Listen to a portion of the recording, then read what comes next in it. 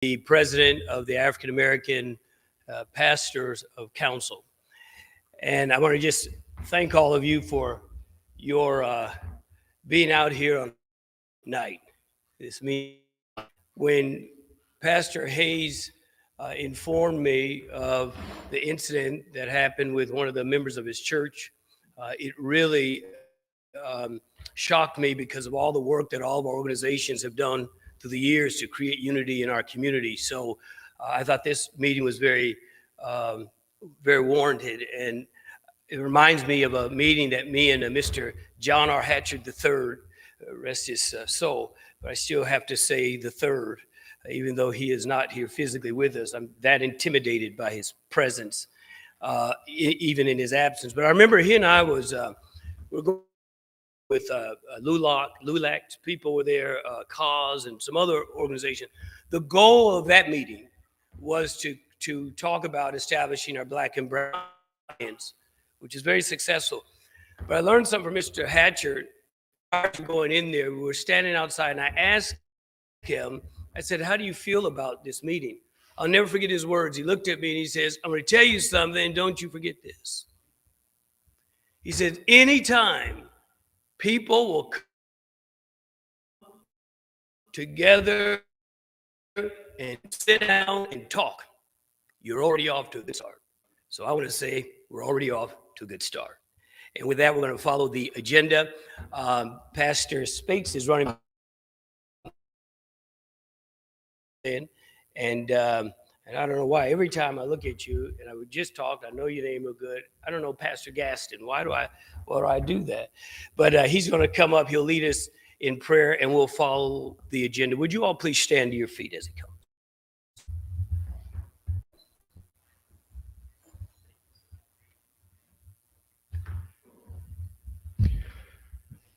Father, in the name of Jesus, we thank you for bringing us together tonight, and we ask you for the social healing. We ask you, Father God, for restoration and unification, and we ask that you be glorified in the proceedings tonight. Just help us, Father, to come to conclusions and stratagems, and give us how to dialogue in a way that is constructive, in a way, Father, that will bring conclusiveness, decisiveness, and unity and healing among our land. We thank you for this space and for those who have chosen to take time out to conduct this meeting. And everyone says,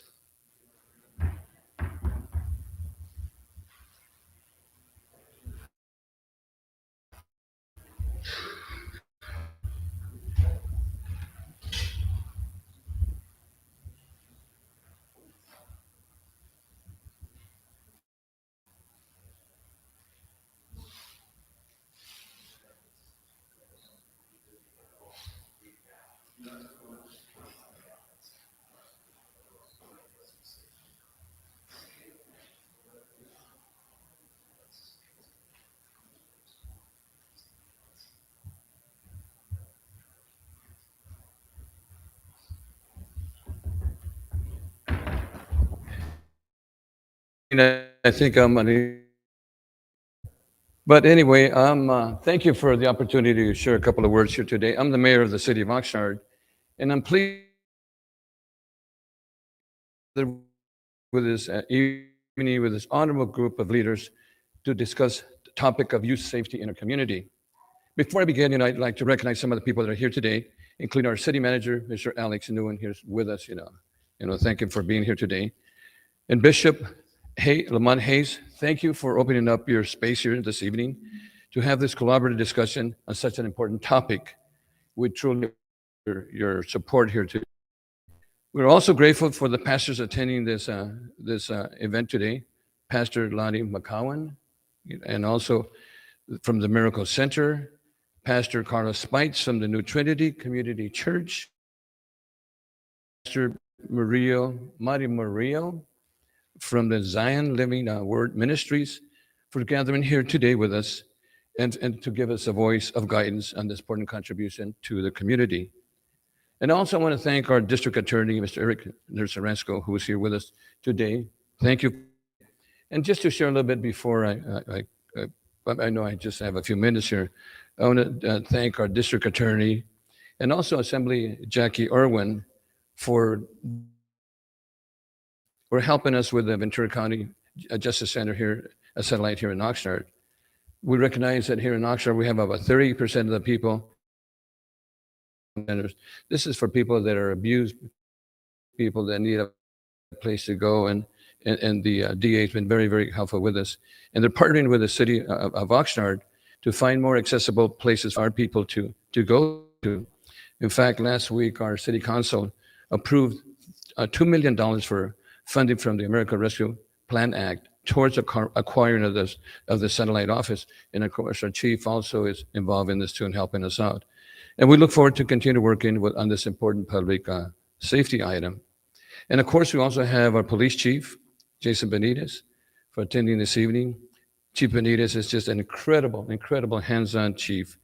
Works very closely with the faith leaders and with the community members to help keep Oxnard safe. And we just the other day, we badged, and I say we because I was with you, 8 police officers, that are really going to help us in the community.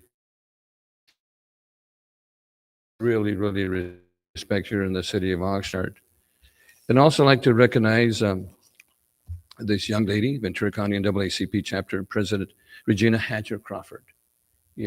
I've worked with her for years and years and years, and of course with Mr. John Hatcher, I worked with him for many years.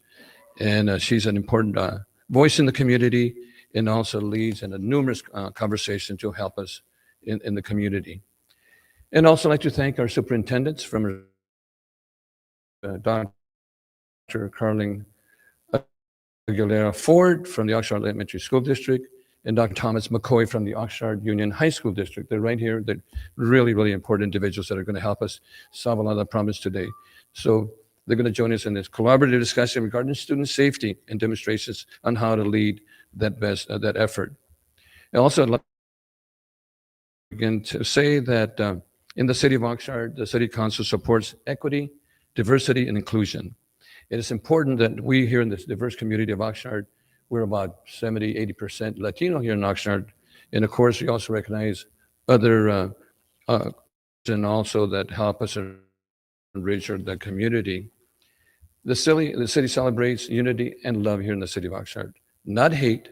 Together in the city council, we unanimously adopted a resolution last year condemning racism, xenophobia, violence, and we do in order to prevent racism and violence and hate crimes against anyone in the city of Oxnard.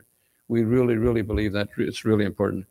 So the solution to prevent these types of crimes and rallies are actions the ones we're having here tonight with the bishop, and thank you for inviting us here tonight. So we gather today to potentially solve those problems and help the community. And as a community, we continue to support inclusion and also the people that belong from all races and all genders and all national origins. And that is really important for all of us here in the city council. So again, thank you for inviting me here as a mayor of the city of Oxnard. And I think we're going to solve a lot of these problems. Bishop, if there's no problems, we're going to correct them anyway. Thank you so much for the opportunity to share a few words. Thank you.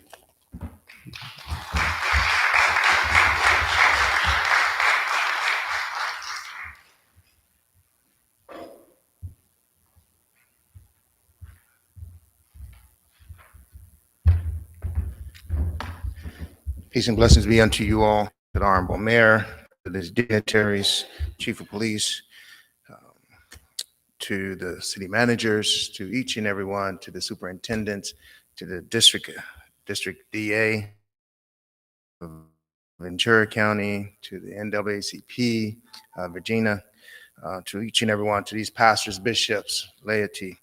It means to be here, to be able to converse with you all. Bishop Lamont Hayes, welcome to New Church. We thank God for you for being here. I'm here to talk about the statement of purpose.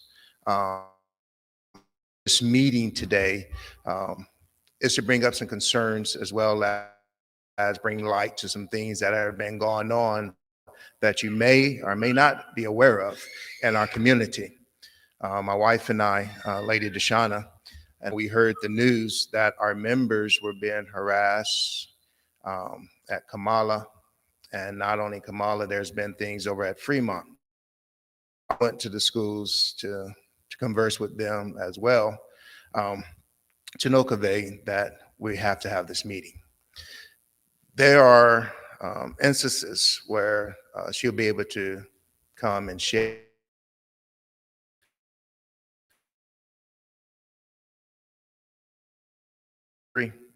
And we have to understand that we love each and every one. There ought to be a unified connection amongst all of us. And too many of us have all these chains and so many links. Organizations are these chains, and then we have these different groups, and churches are links. It's time to link everybody together to be a big circle together. Not everybody's doing their own thing, trying to sort out things, but we ought to come together and discuss these things. I met with Principal Ramos a couple of weeks ago to sit down with her, and there had not been any incidents over at CI. And then 2 weeks later, they had an incident right here on the corner at the Walgreens that was on Facebook Live as well, where 6 guys jumped this one kid and knocked him out right here on Rose and Channel Islands. And our children are safe. Too many of us are going through allowing our children to go to public education, and they're being attacked just with their words, either physically with their words or assaults. And me, myself, I grew up in South Central, went to 3 shootings at the schools where my classmates were shot. A couple died. And it's important to know that it's not here in Oxnard. It's not if, it's when. 2 weeks ago, a 12-year-old shot his classmate, killed him. 12 years old, elementary. How far are we going to allow this to go forward? We have to step up and make our parents knowledgeable of these instances and hold them accountable. When we send our children to school, we put them in the protection of the staff. And so we need to address what are the security measures at the schools. Because again, we look at what happened in South Carolina, what happened at Sandy Hook, what happened at Columbine, what happened to 49th Street Elementary School in Los Angeles, George Washington High School in Los Angeles, what's happening around our country. It's spreading. In order to deal with it, we have to come up with some solution and some tactful solutions and strategies on how we're going to handle this. One of the things, as you look on the agenda, those who don't have an agenda, we can screenshot it to you. It's also in the lobby. There are some suggestions as well as some things we want to see changed in the district as well in the city. And the dignitaries in the government and the city officials are here that helps that decision to go forth. Unaware to knowing that some of the elementary schools don't have the resource officers to protect our kids. What sneaks it in because we're not so protective and we're just letting them go in with their backpacks, and how do we know? So we want to make sure that we discuss these things, measures to protect our children. When you look at it, we're going to discuss those things tonight and hopefully some resolutions on how we can handle it to make sure that the mayor, city managers are knowing what's going on in our communities. On your rolls, there are slips of paper. Each presenter is going to come for each person on the agenda. They're going to share. If you have a question, if you have a comment, please write it down. And at the end, for question and comments, you're going to be able to ask. Write it out. Put the name on top of who that question is addressed to. Hand it to that. And if they are able to answer it, they're going to put a check mark. If not, they're going to put delay. And they'll get to you via email or via phone. It's simple and it's effective. It doesn't put nobody on the spot. It doesn't, give them time to do the research. Is that all right? Okay. So at this time, we're going to ask that District Attorney for the Ventura County, Eric Nezareco, would come and discuss what the jurisdiction in Ventura County is with these topics. Thank you, sir.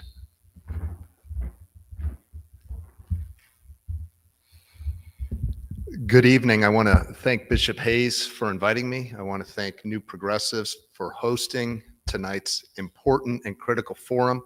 And I want to thank my colleagues, Mayor Zaragoza, Chief Benitez, City Manager Wynn, and all of the school officials here as well for forming these partnerships, exploring this dialogue, and really understanding what is happening in the county of Ventura when it comes to hate speech and when it comes to hate.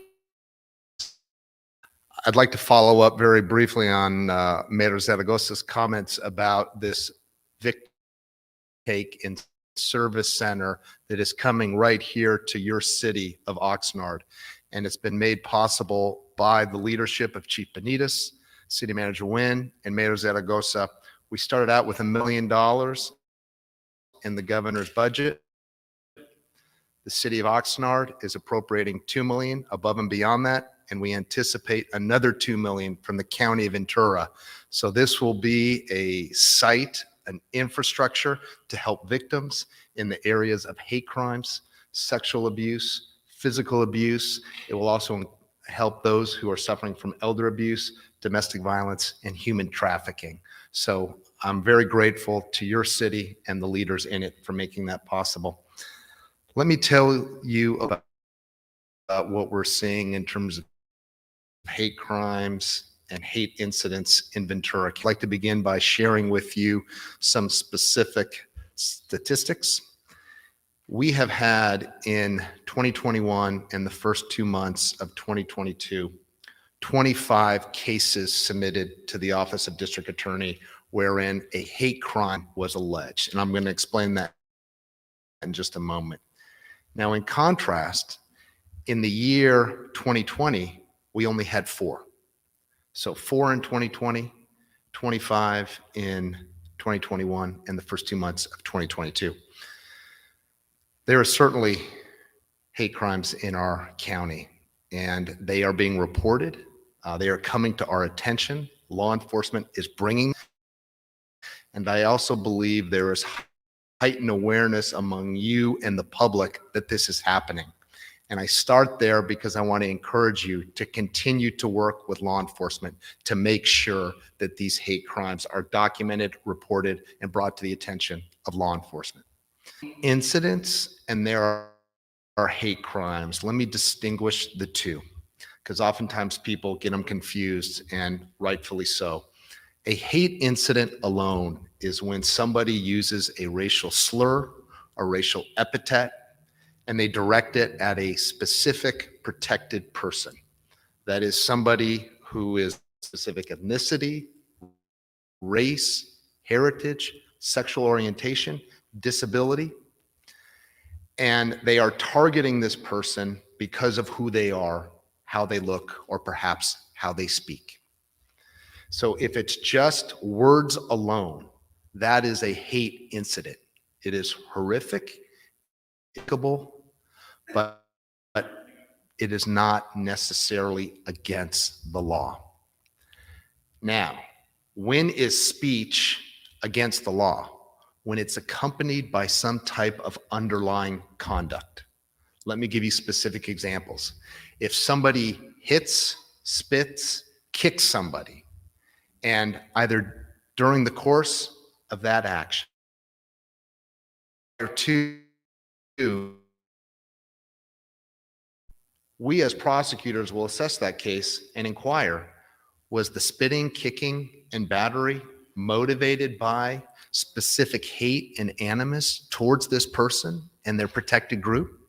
It very well may have been because of the words that were used. We had an individual that we prosecuted. He saw a Black Lives Matter sign on her. He went up to the individual, ripped it up. 6 months later, he saw a car with a 70-year-old African-American man as the driver, and this car had a BLM display on it as well. He used a very explicit racial epithet when the car was moving, and he also threw a cup of yogurt at that moving car. We filed a vandalism for the destruction of the sign. We also filed an assault for the throwing of the yogurt. And in addition, we filed a special hate and a standalone hate crime charge because we believed on the basis of those facts that he specifically did this because of racial animus and he was motivated by racial hatred when he made these specific offenses. Now, I want to share with you a little bit about the school context, and I'm going to give to you some examples because I think it's most illustrative when we take our words and we give you concrete examples to accompany them.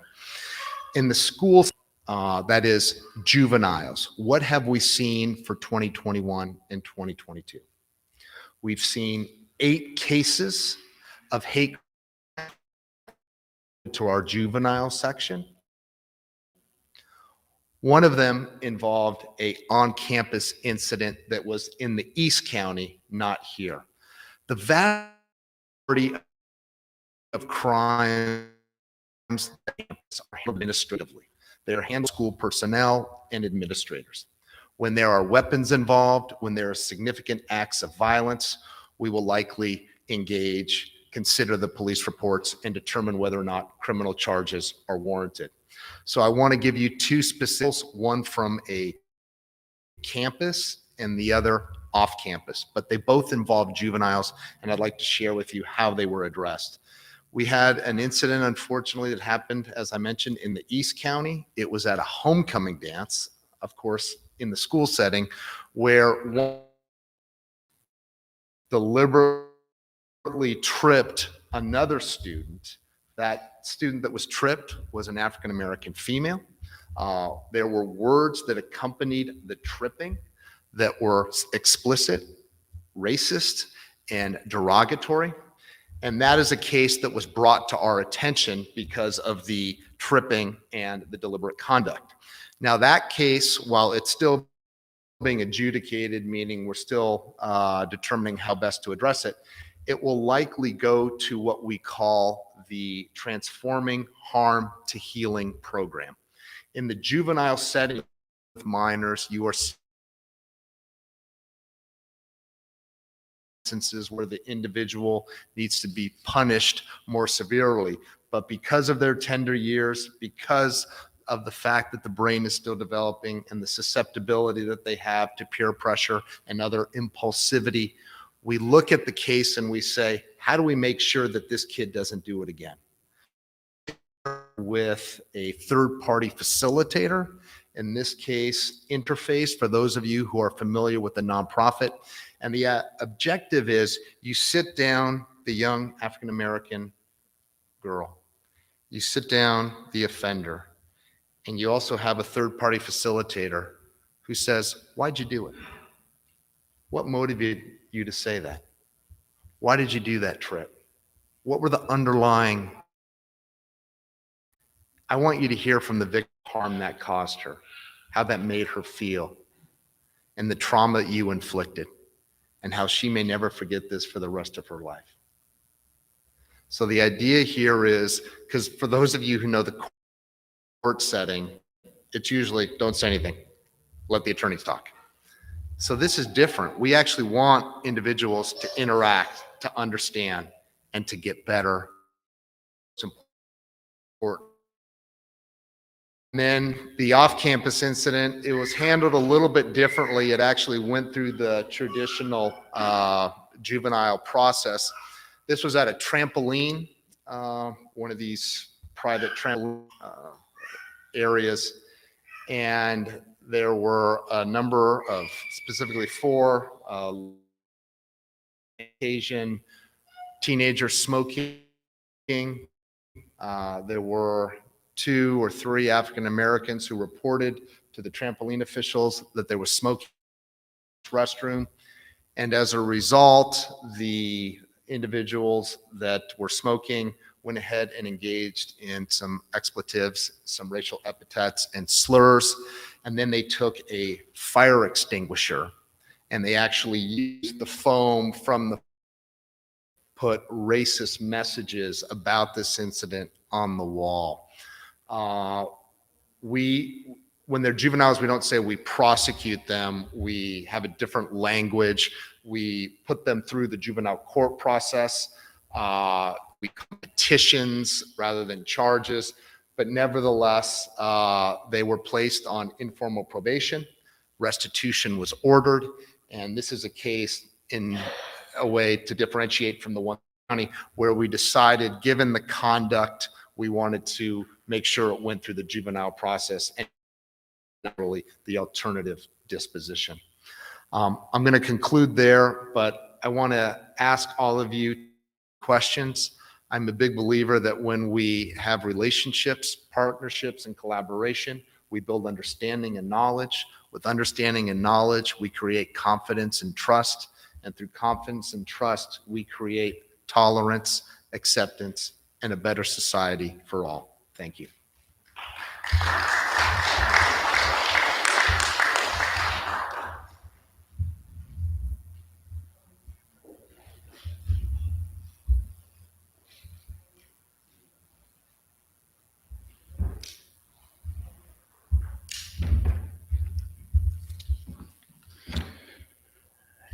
Good evening, everyone. I think he is a very tough with speeches. So anyway, my name is Jason Benitez. I've been the police chief for the city of Oxnard for just about 16 months, but for that, I was one of our assistant chiefs for a little over 14 years with the city since 1993. So seen a lot of things happen in this city, and I'm looking forward to have this evening. I'd like to thank Bishop for extending the offer out to us and having the conversation. It's important that we keep the conversation going. So with that, looking at this particular topic, and I was trying to think of an analogy that is easiest to kind of relate our perspective from law enforcement to this topic. And I thought of an iceberg. And that's because there's so much beneath the surface. 90+% of the mass of an iceberg where it cannot be seen. And what we see in our profession is what I believe is just the tip of that iceberg. It's because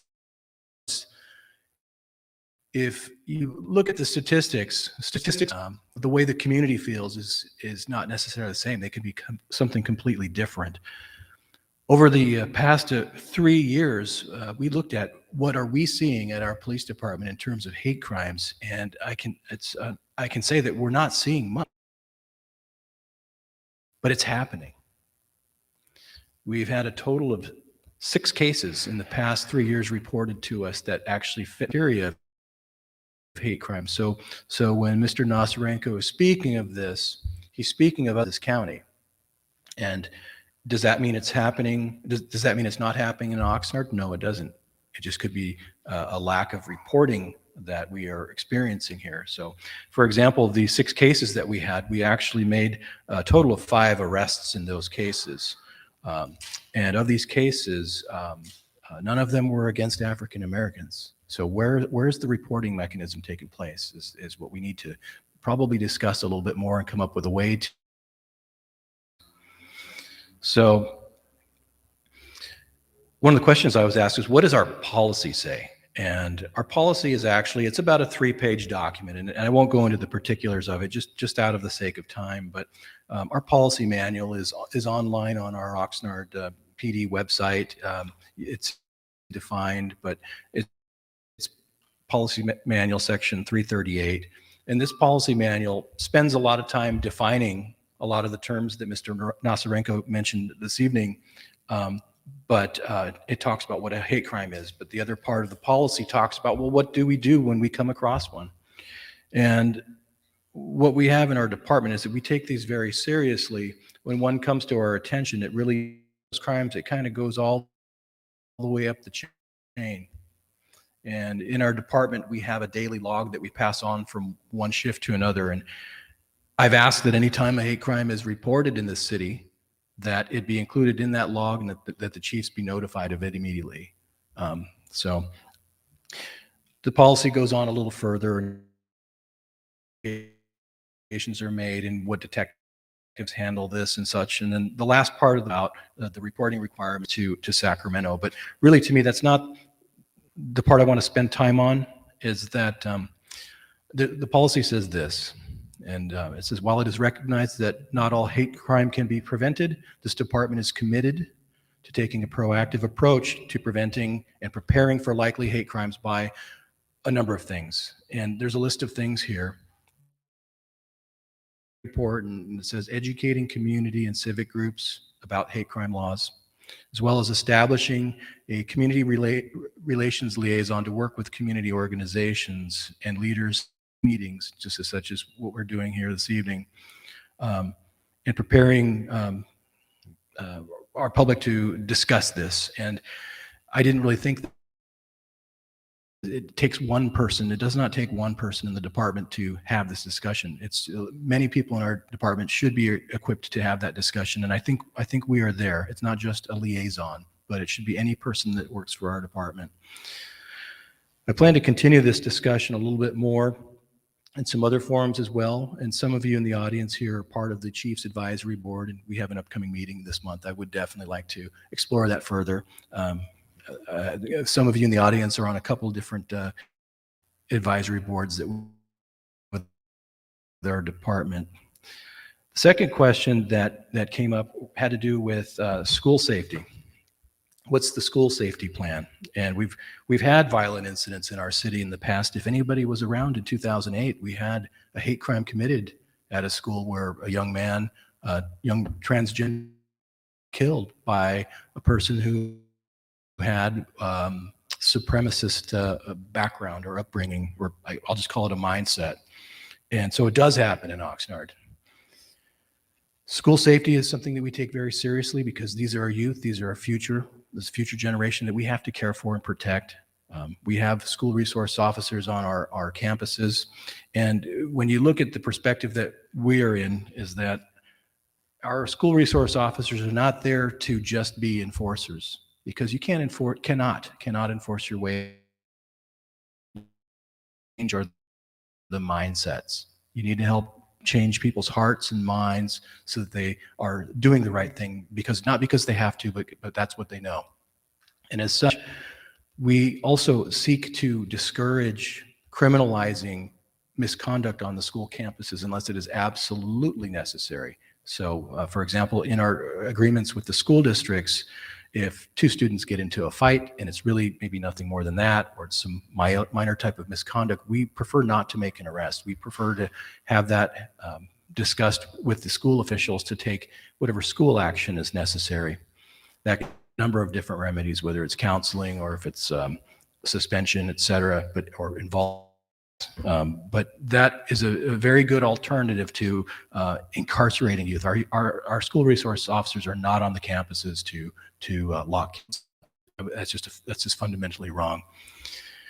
So what I'm saying here is that when these on the schools, we will do our best to work with the schools when we hear of such incidents. I will defer how this is handled on the campus to the schools, just like Mr. Narasarenko mentioned. But what I will offer you is this: whatever solutions are there and whatever path it is that we choose to go to address these issues, you can count on us to be a partner. We are there to help. And because this is something that is very important and it is very vital to this community's. So I'll leave it there, and I'd probably hear some questions from you as we go through the evening. So thank you.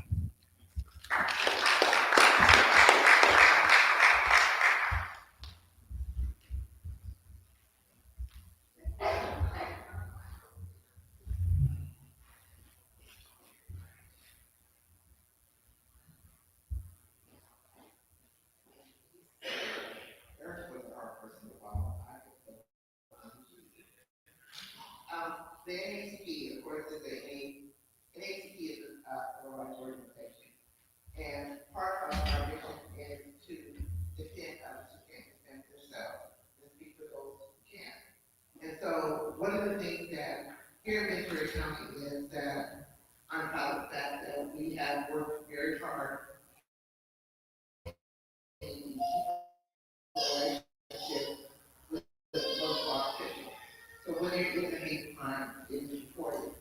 I've had instances where the sheriff and thousands have called me to let me know we arrested so-and-so, what's happening, that I'm trying to talk to you. So there's a big circle of people who have known about this is going in the school and have tried to address it. One of the questions that was on the that was how many cases did they get? That is that one of the big moving parts. So one of the big problems in ACP is we get phone calls about hate crimes or hate incidents on the campus, but parents don't follow through. And so that becomes a greater problem for us when parents don't follow through and they don't report it.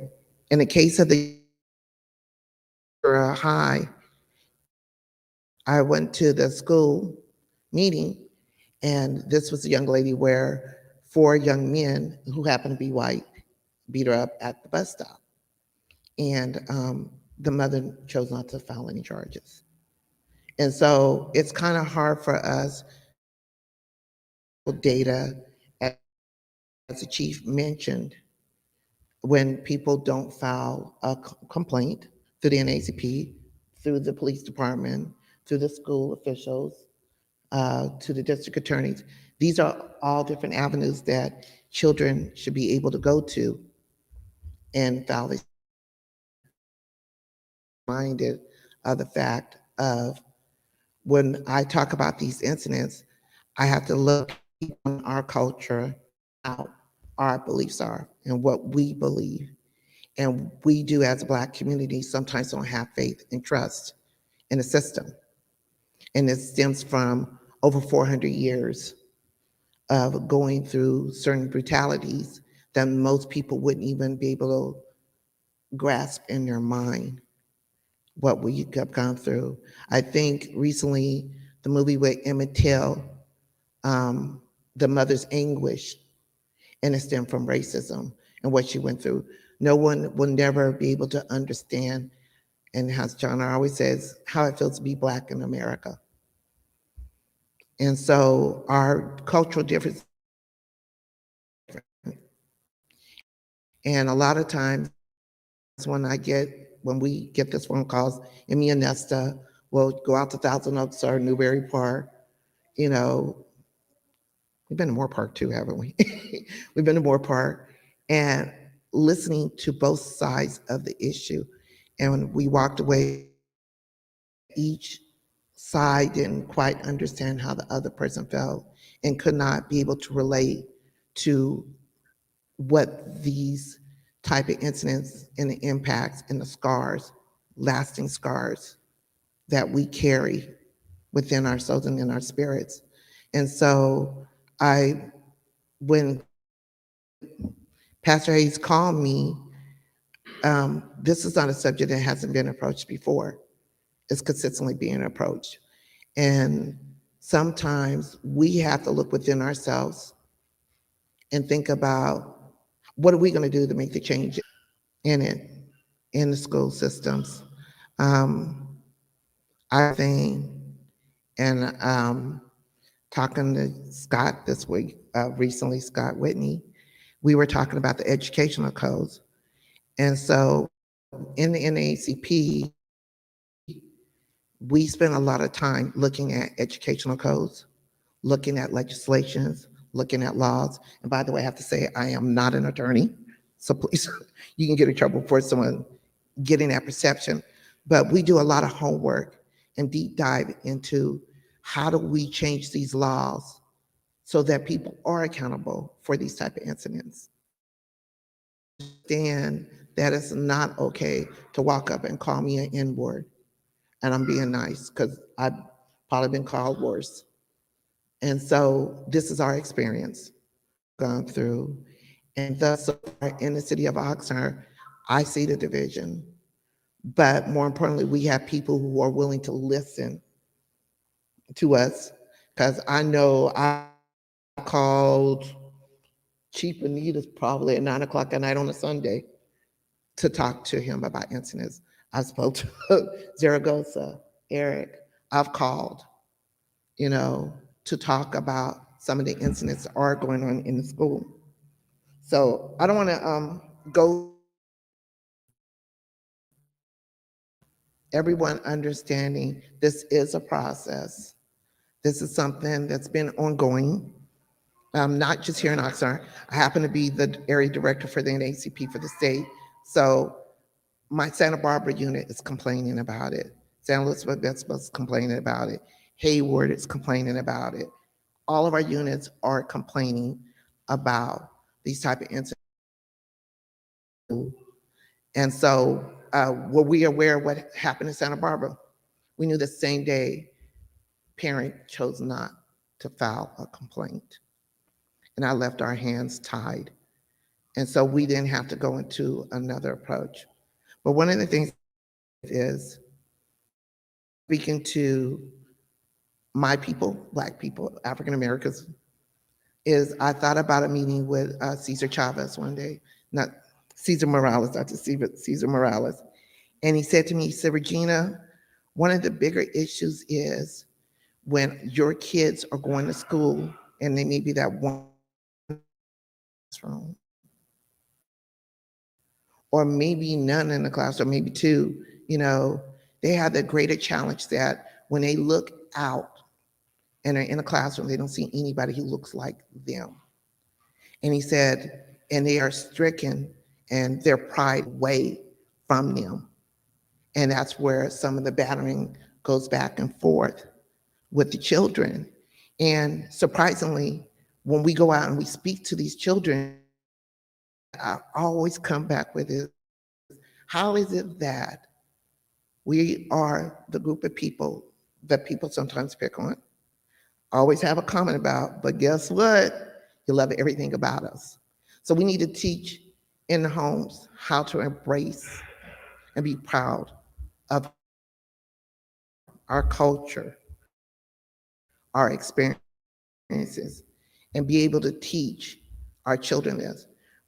Where we daily ask for the parents to be more involved, in this.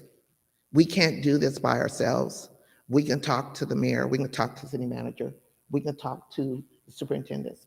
We talk to them all the time, but we can't make any change until we get the parents actively involved in what you're seeing that's going on. And that's all I had to say.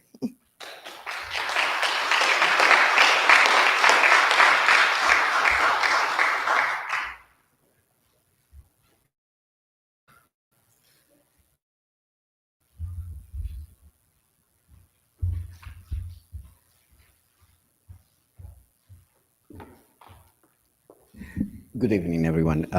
Thank you for inviting us. Thank you for inviting me, and it's good to see some familiar faces here. Carlin Aguilera Fort, and I am the superintendent of the Oxnard School District. This is I'm in the middle of my third year coming from San Francisco Unified School District, the Bay Area. So I am going to follow a little bit of these questions that are here because had I known that we have this formal piece, I promise I will be more well. So some of the questions that are here are connected with what is it that the school district, the Oxnard Elementary School District, is doing to prevent these incidents related to bullying of our African American young people.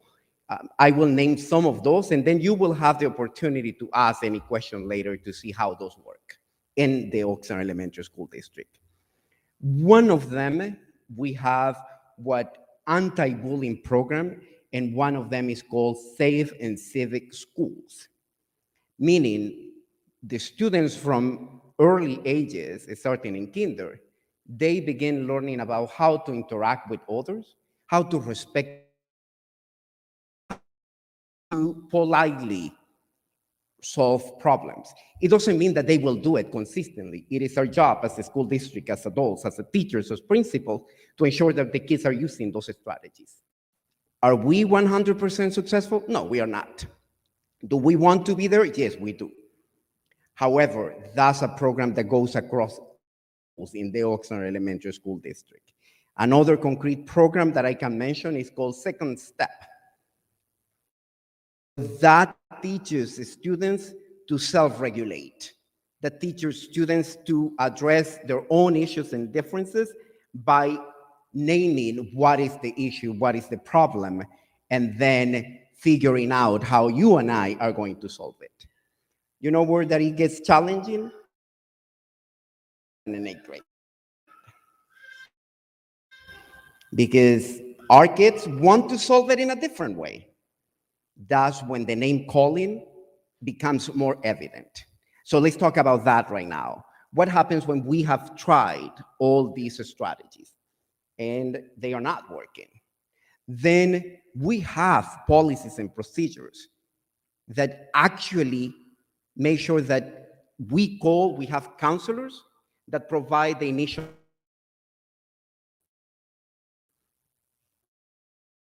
why, how, when, if in our school campuses. After that, if we use any, and that is part of what we instruct our teachers, our counselors, and our school principals, any racial slur is being said, that is an immediate call for the parent of the kids who are using those slurs. And we are teaching the kids to actually write apology to the student that he or she offended. And we do our best to teach about respect for the human condition. That's our job. And we literally begin that program in kindergarten. We should start now but we do that. Now, how are we working with our families? We now have, and began this year, actually, at the beginning of this school year, we have our African American Steering Committee.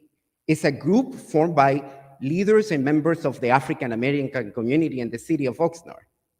And they meet every month with us. They share with us, here are the challenges that our kids are facing in your schools, in our schools. And here is what we need to do with parents so that we can avoid those. They guide us, they give us rationale, they tell us stories that we don't hear at the school site. That group works with us in planning, working with parents. Then we have, after this initial parent steering committee, we have the parent group. Those are parents from our schools. The steering committee, we have college professors, we have members of the NAACP, we have so we have members that can tell us this is a reality. We cannot pretend that we know exactly what is going on. So we need people who can tell us, who are experiencing day in and day out those issues that were just mentioned. We invite the parents then, and they come and show up, and the parents are telling us, this is happening at my particular school. And this is what we would like to see happening. We have now parents from almost our 22 schools. We are not 100% represented of all of the schools, but we do have a big number of parents coming and attending. The African American group is also helping us to plan for next school year, because this school year is almost over. So they are helping us to design a consistent educational program for parents. But we are not designing, pretending that we know what is the experience of the African American community. We can't. So the parents are telling us, this is what we need, and this is how you can support us. They are demanding. And they have the right to do so, because we are here to serve the community. Another concrete piece that I want to share with you is we have in every single school at least one counselor. Today, we just approved 6 more counselors. We have the challenge that at times our students don't want to say it. They don't want to name what is going on. And when we ask, because someone else shared with us, the kids will say, I don't want to be a snitch. That's what they tell us. So we are working on this. If you see something, say something. It's not working too well. So now we are turning around the slogan and we are telling the kids, we want you to be part of the solution. That will be the slogan that we are implementing next school year. We want you to be part of the solution. I am part of the solution.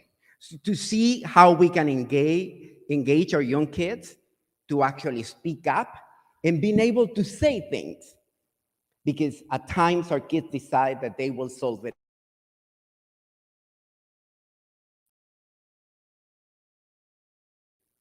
We cannot address.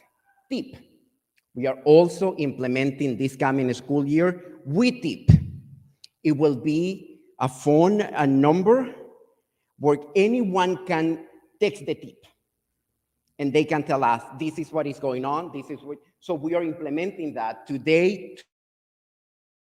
We finalize which one will be the change of information, because it could happen during the weekend. So we know who will be getting the call and the text, and the superintendent is one of the ones that will be getting the text, plus the principal of the school. If it is something very serious, it will go to the police department as well. So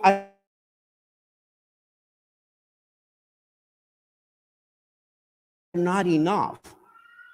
However, I can assure you that we are committed to doing the work. I can assure you that the Oxnard Elementary School District believes that it is a responsibility to ensure that every single student feels safe, protected, and embraced in our schools, regardless. And we know that our African American population in the elementary school district is 2.2%. And that's okay. Even if it is 0.1%, it is our responsibility to make sure that every single kid feels protected and safe. And also, it is our responsibility to teach them. So we are taking that commitment very seriously. Whatever help you can give us so that we know exactly how to support your kid, we're here to do that. Again, I cannot pretend that we are walking in your shoes. That will be a disrespect. However, what I can say is we are willing, we are open, and to work with you to make sure that the kids learn and are safe in our schools. I'll see what questions you have and see if I will be able.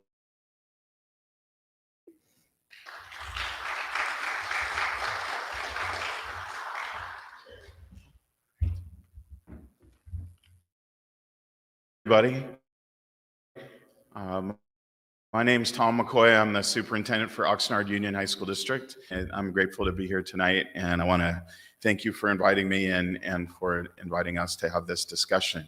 I also wanted to thank Mrs. Crawford and the NAACP, who have always assisted us when we've had incidents related to hate speech. Fortunately, on our campuses, but also we know that our hate incidents are severely underreported, as is being discussed tonight. In regard to our hate incidents, the primary ones we've dealt with in the last 3 years are coming from teachers using the N-word inappropriately to try and connect through a piece of curriculum, or to, now that I'm older, it's easier to say this, trying to make themselves more connected to our teenagers, and it was just inappropriate. And I wanted to thank incident at Rio Mesa High School 2 years ago, and really helping educate our teacher on what is and isn't most important with connecting with kids in our Black and African American community. We also are in our second year of a Black and African American Parent Advisory. I want to thank Reverend Ben who helped us online. We just met for the first time in person tonight. We were on Zoom for a year and a half, so it was great to meet in person. And we've had a lot of community members come out and assist us. So we met on Zoom all last year. Our meetings just became in person, I think, this month. And like has been very small with one or two parents. We've been advertising. Now we have 8 to 9 families that are coming regularly to participate. We have worked with Santa Monica Malibu Unified School District and other to help start other Black and African American parent groups to advise our district, not just on how we can do better by our students and their achievement, but also we have a lot of dollars that come to us to serve students with great need, and this parent community group helps us to advise on how we're going to spend those dollars to better support our students. We have Black student unions at each of our high schools, and we have Mr. Contreras, who's our principal at Rio Mesa, is actually the advisor of the BSU at Rio Mesa. And we work really hard to make sure we have an on-campus staff that's going to be an advisor for our Black student unions. Recently, we were also working on some scholarship issues. And then the Pinkard Youth Institute and Dr. Pinkard and her team who do now that I think they'll be back to university tours and some summer internships. And we've worked with Dr. Pinkard for a long time. She was also on our school board for quite a while. One thing we do know is we only have about 540 students out of 17,000 that identify on their enrollment. We have more students who have a mixed heritage background that are checking 2 or more races on our form that we're also trying to reach out and make sure they're connected to our Black and African American community.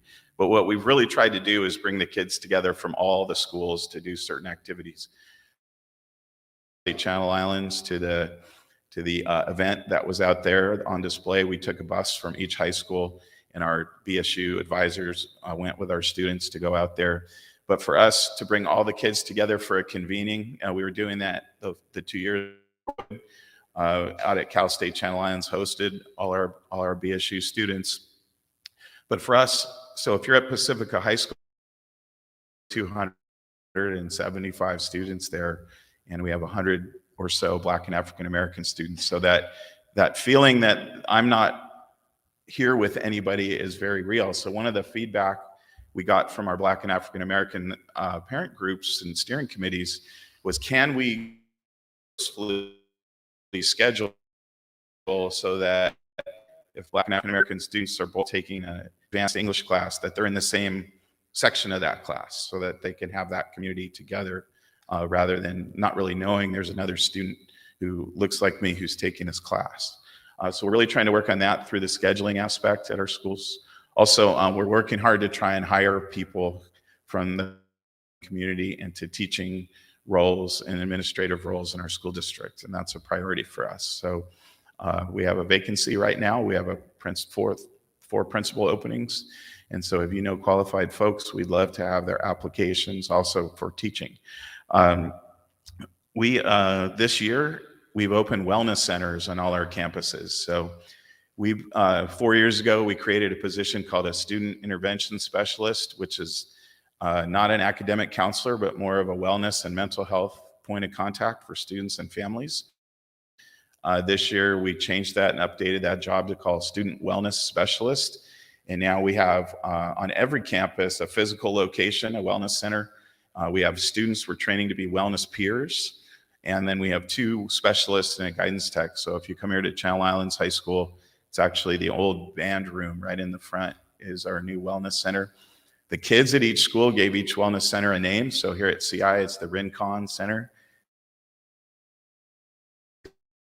A lot of good feedback from students, because what we find, maybe what you find, is that our families have a lot going on, and sometimes our kids are expressing that trouble they're having at home and the way they behave outside the home. Now, we're not here to cast blame. We're here to say how to move through food insecurity, housing insecurity, job insecurity. So our wellness centers actually have points of connection for our Ventura County behavioral health, for interface for all the different off-campus resources. So we've tried to create this hub for wellness, and our kids are very responsive coming in. And it's also a place where we can de-escalate kids. So if somebody's having a real bad day, rather than letting them survive on their own at lunch with 3,200 other kids, they can actually go in the wellness center and have a safe space to just to sit by themselves quietly, or to read a book, or a place where they can go and feel connected. So what we do now annually too is we give all our students a survey called Co-Vitality, and it actually gives us an indication of which students are stressed and to what degree they're stressed. So we're trying to do some prevention by reaching out to those students ahead of time to see if we can find out why they're answering that survey, and they're, on a level 1 to 5, 5 being high, they're a 5 in terms of what they need and how they're feeling. And what I find is interesting, I think our kids in our high schools now are very, very interested in their own health and wellness in a way that we haven't seen in generations of students. I've been fortunate to work at Oxnard since 19, principal of Wainimi High School for a while, and I was in San Diego, and then glad to come back in 2015 to be here in our meeting. We've come a long way in the high school in terms of how we're trying to provide this prevention service to our students and families, and connect with their families and help the families become stronger, which helps our students become stronger. And I think that's where all of you, a 25 or more year partnership with the Oxnard Police Department Resource Officer Program. And I would echo what Chief has said, that it is not a policing program, it's a resource program. And we're very, those officers take specialized training, they participate in our training, they know what our programs are in terms of prevention and intervention. They're looking to connect kids to resources, not to arrest them. We have a great partnership, and we've had that for a long, long time. And we're real grateful that that can continue. We actually spent a long time last year rewriting our school board policy on law enforcement to better reflect that this is a resource, not a policing program. And our team in Oxnard has been really great. We also used Ventura County Sheriff's Department at Rio Mesa and the Camarillo Police Department at our Camarillo schools. We still engage in random metal detector searches. So we have 2 to 3 times a week. A random classroom is selected, assistant principal. We have 2 here tonight. Mr. Vicencio from Channel Islands High School are here.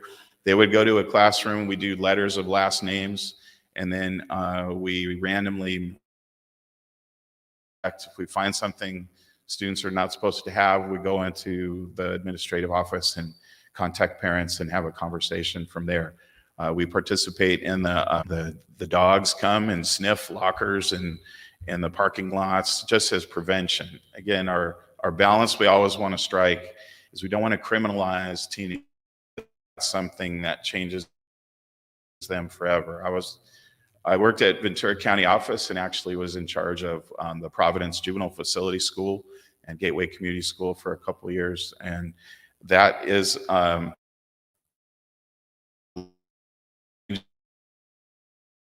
themselves in any different way once they're adjudicated. So to Mr. Nasarenko's point, that juvenile system is designed to be different, designed to give kids another chance. But also what I saw when I worked in the hall, though, those are kids, a lot of those kids, the first time they've had a meal, the first time they've had a safe place to sleep, the first time they've had a counselor.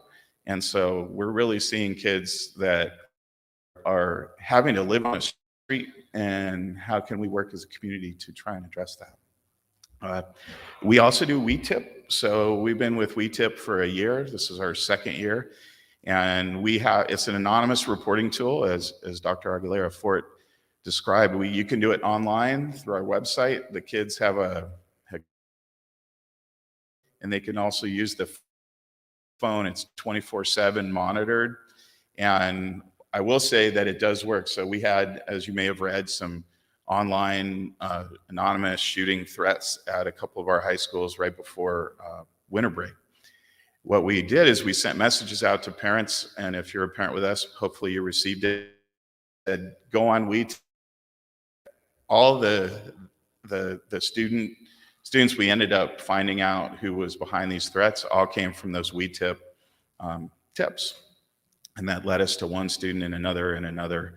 And we were able to actually identify every student at every school in those online threats. And again, thanks to the partnership with Oxnard Police Department and working side by side on that. So we do try and balance our measures and our intervention measures. Those are critical for us. And to bring, again, you know, what I'll tell you is to bring our African-American, Black African-American student community together so they can all be together rather than feel like, you know, if there's 100 at Pacifica and 100 at Oxnard and 90 at Rio Mesa, we need to give them the chance to come together as a student community, tell us what they want, what they like, what they need us to do. And that's what we have a strong interest in Oxnard Union High School District. And we're also, as you've seen, we're building a brand new high school here on Rose in Camino del Sol. I apologize for all the dirt that blew on all of you yesterday. We're working on that. But that's going to help make our schools smaller. And right now, for the first time, Channel Islands High School touched 3,000 kids.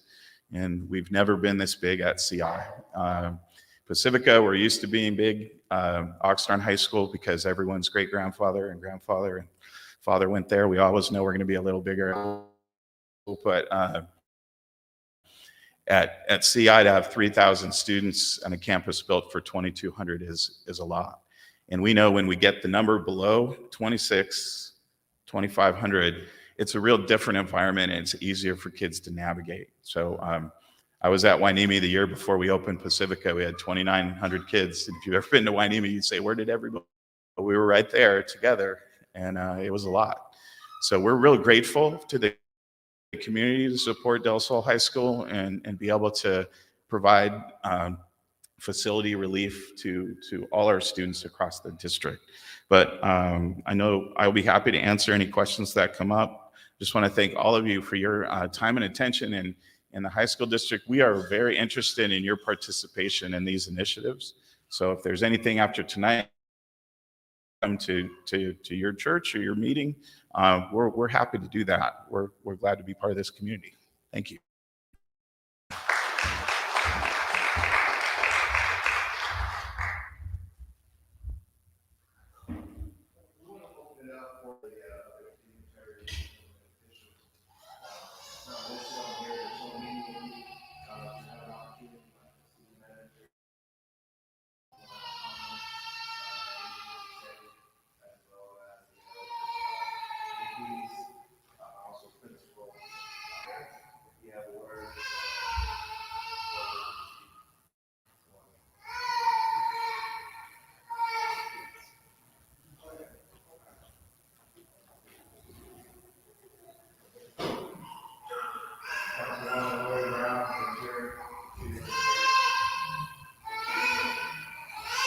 First, I just want to say, this is the city of Oxnard, and I'm from the city of Ventura. The first thing I want to say is we have a much less percentage of African-American population in the city of Ventura and the schools as well. We've had several incidents in the city of Ventura. In Buena, a couple of years back when my sons were still in school, had the incident with the noose and photos, and of justice community came in and hosted conversations among parents and stakeholders within the community that were concerned about what was going on. One of the things I heard when everyone was speaking, you guys are doing a lot. You guys are doing a lot more than what the schools are doing in the city of Ventura. What occurred in the city of Ventura is after the restorative justice communication and the the administrators kind of dropped the ball. But what I'm hearing that you guys actually did is you guys have the parent groups, you guys have the African American steering committees and all these different things. You have the texting 800 number that's going to be integral to youth because they are all plugged in. And so I won't stay up here very long, but I will say that the NACP, I used to work with John R. Hatcher III briefly for a couple of years. And one of the things I will say is the NACP was that safe place for everybody to bring all those stories, to tell all those bad things that were happening. That's all parents and community members to do, which was to come in some other African Americans, what was going on, and hope that Mr. Hatcher would go in and talk to those people that he knew, and now in this case, Regina, to try to help mediate those situations. And they have built those relationships. And so I think that's why it's key and important that they are on those boards. But I do want to speak towards me as just being a parent, because, you know, after 2020, the pandemic, and then George Floyd, it led to a lot of different conversations, difficult conversations. And as the first African-American elected in the city of Ventura, asked immediately, necessarily asked, but I felt compelled to tell my story in order to help move the narrative. Because when there's no reporting that's in place, the perception is that nothing is happening, that it's not there, it doesn't exist, and that as an African American, there is that fear. And I wrote it down because it's much easier to read it than to say it. But let me get to that part so I can say it exactly how I wrote it. A lot of times parents fear of retaliation, not just for their child, but against them. And whether it's unfounded or not does not matter, because they have that fear of being outnumbered. If you are only one of your community, you might be the only Black family in your whole neighborhood. I know when I went to Buena when I was younger, I was one of 5 Black students on the entire campus. My family was one of the first families in that whole entire neighborhood. And so you just feel, okay, if I report it, they're not going to care because there's not that many of us. And if we do say something, you know, will it be confidential? So there's a fear that nothing will be done, much like what happened at the end with at the school district where I'm at. Fear it might affect employment, fear that it might further affect their child because of, you know, everyone doesn't feel very open-minded about diversity, equity, and inclusion. And, you know, let's listen to this child.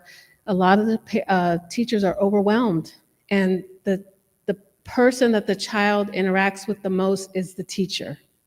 And so I know I'm getting here, but I think one of the important things that I heard at the end was then for a student community conversations. And I think that's a good place to start, because people want to feel heard. They need to know that their voice is validated. Once parents and students are able to see that they're heard, then they'll maybe come forward more often. And issues with the police department in the city of Ventura, when we were discussing, like, community members have come to us, the council members of color, and told us some things that they're concerned about. But the police department clearly, which is valid, well, we don't have a report, and there's nothing we can do about it without a report. And so by building that trust, I think that's how we get there. But I think you guys are doing a lot towards building that trust. So that's all I have to say. Thank you.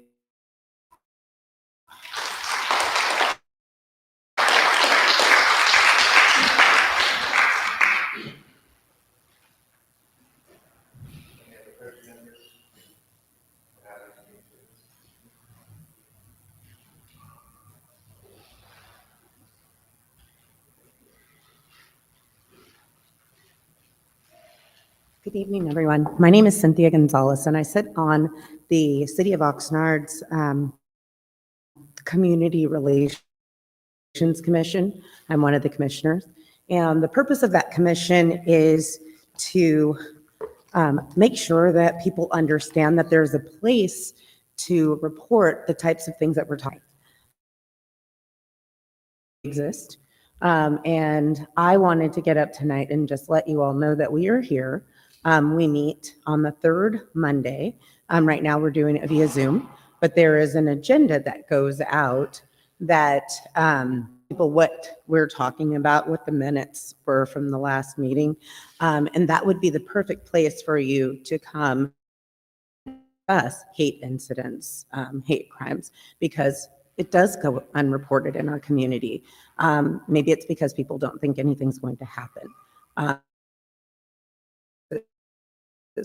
Um, I'm also a member of Delta Sigma Theta sorority, and we also have ways of helping the community and talking with people and getting their messages heard as well. So there are lots of people in this room tonight that are willing to help the community. I just think we need to get the word out more, because a lot of people in our community, they don't know where to go for help. And they don't know that these processes are in place. And when things are reported to the Community Relations Commission, for example, what happens there is we will take that to the city council and make recommendations or share our findings. So I think it's super important, like I said, for people to know that these tools are available to them. There's resources are available so that they can feel like they're being heard and it's being done. Thank you so much. Oh, yes, ma'am. Yes, ma'am. So and thank you, Ms. Regina. I also sit as an alternate on the Public Safety, Racial Equity Advisory night, and we were discussing this information as well. And I thank you to Eric and also Chief Benitez, who were also there and shared this information. I think we need community group settings like this where the community knows the difference and all of you are talking about, because I'm a parent. I've raised my family here in Oxnard. I didn't know about some of this stuff. And I think it's not because it doesn't exist, but I think, no. Thank you. Thank you, Mayor.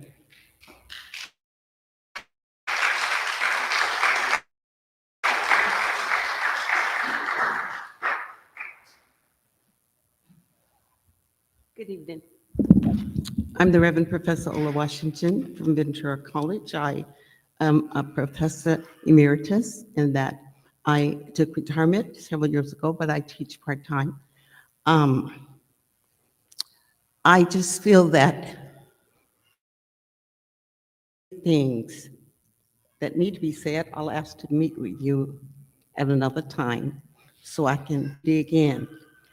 I taught race relations for Ventura County, for the Navy base, the city of Ventura, the city of Simi Valley, and for the Navy base. And I taught race relations for over 10 years, and I taught policemen, and I taught educators how not to be racist. I think we need another case of people not to be racist. I think people are not going to grow up and automatically know how not to be racist. And some well-meaning individuals don't even talk about racism in their home. And I was one of them before I went back to college. I didn't talk about race and wouldn't let my children or anyone else talk about race. We were all just people. And I said, everybody should love everybody. And so I did not talk about Black people, white people, anything. We were just all people. And I'm going to tell you this, my little girl that was 5 years old watched too much TV and fell in love with a little white boy across the street. And we lived in a white, fell in love with this little white boy across the street. And I kept trying to talk her out of it, but she held on to it. I love that little boy. She went out and had the courage to tell him that she loved him and he was her boyfriend. And he told her, I am not your boyfriend because I don't like no little colored girls. This was during the 60s before we turned Black. And so he told him like no little colored girls. And she came back inside crying, crocodile tears, said, Mama, he said, he don't like no little colored girls. And I said, what'd you say to him? She said, I don't like no little colored boys either. So, I mean, that was my wake-up call. I had to sit my child down and tell her about racism, and some people are not going to like you because you're Black, and that you are to be proud of who you are. I mean, I had to do a work on my own children to help them to feel better about being the only Black person in the classroom. Teachers and students need to adjust it. I want to say that teachers need to adjust that issue. Students need to talk about being Black, and the other students need to hear. I've gone through that. I want to say also, education on all levels. Black history should be taught from day one. Everything else that's important is taught. Why not teach Black history? Why not teach African American history to everybody? A great historian has said, and I'm going to quote it now, I think. I'm glad. Thank you for this opportunity. A great historian named Carl Katz has said, if you think a people have no history worth remembering, to move from that to they have no humanity worth defending. If you don't know anything about the history of the people, it's easy to absorb the negative stereotypes that you hear within the society. Also, if Black children do not know who they are and where they came from, then they will internalize the negative opinions, all the oppressors. Say that, two other things. First, education. Secondly, education. I want to say it's deeper than that. We Christians, I'm Christian to the bone, we Christians allowed them to take prayer out the schools. And you check it, check the records. The children have gone wild since then. More murders on campus, and we took prayer out the schools. I didn't know until I went to a commencement address. They said we can't pray. Okay, then I learned. Secondly, parents need to be able to control the behavior of their children. They need to teach discipline within the household. And if we are not allowed to spank our children, if we're not to bring the negative behavior under control, we're going to continue to have these children that are out of control. Thank you.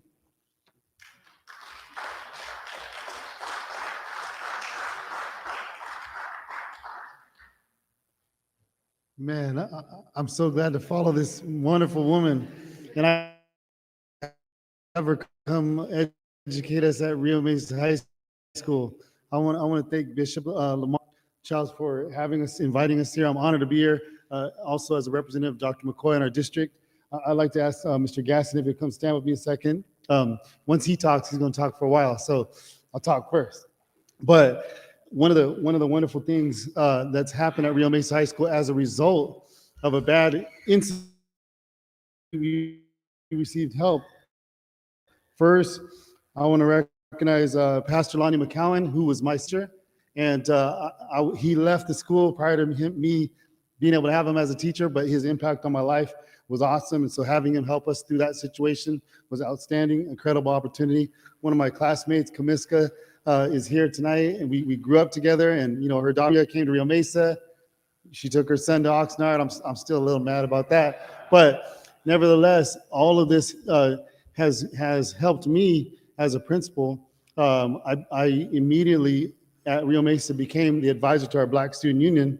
Since the incident that happened at Rio Mesa High School, with the help of Dr. McCoy, we were able to hire 2 African American male, Will White and Mr. Isaac Pittman, which I think was incredible for building our faculty representation of the students. We were able to hire 2 supervisors on our campus, African American, 1 male, 1 female, but here we have Mark, and Mark joined me as a advisor to the Black Student Union.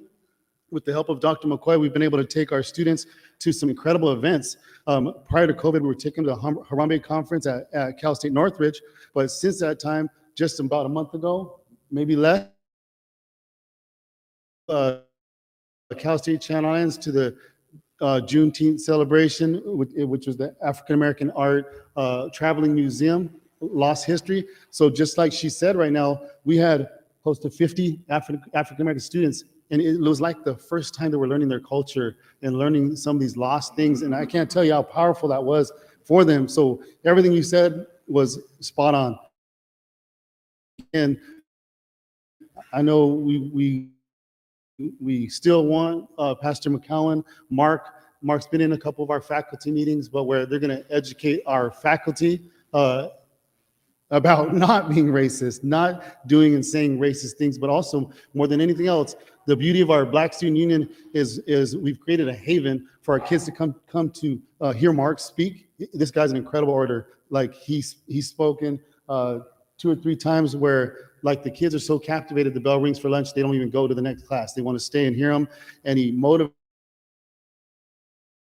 provide them an opportunity to know they have resources that they can come to us if things are going wrong. So the avenue that Dr. McCoy spoke of, where our students feel safe, they feel supported, they know they can report stuff, and they have now people on campus that they can go to, like a system of support.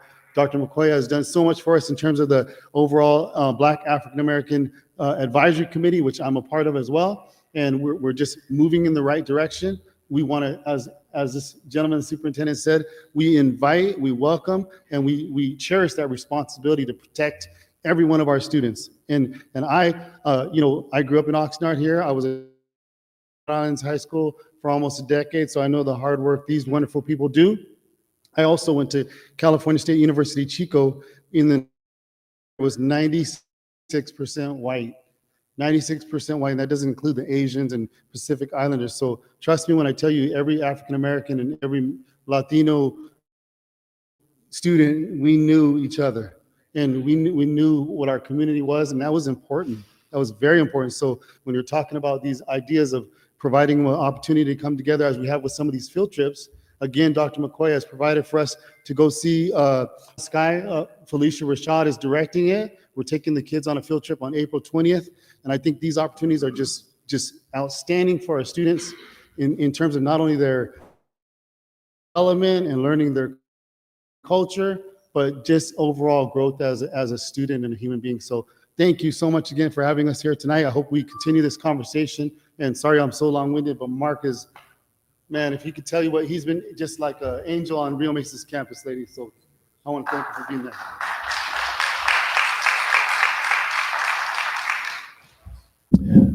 Well, first of all, I think it's wonderful to have this kind of a forum where we can come together and we can discuss any kind of findings. And I do hope that this is a harbinger for the things to come that will bring about a conclusiveness that will be able to enroll in other communities.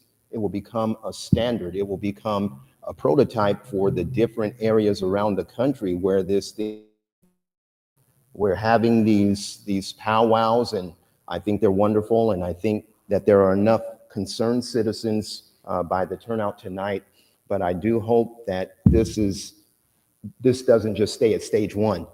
I do hope that there will be some solutions and some refinings in behavior and in understandings and in patterns of behavior that will bring a conclusion to this. That's really at the heart of where I'm at with this.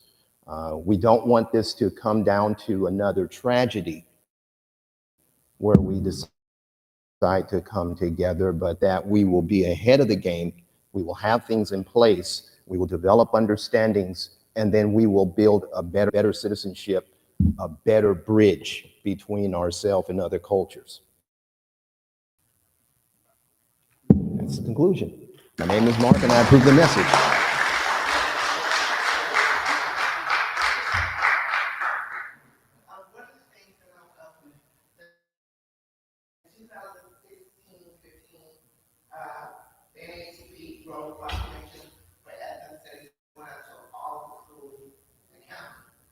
Before the law was passed, Oxnard High School, Ventura Unified School District adapted the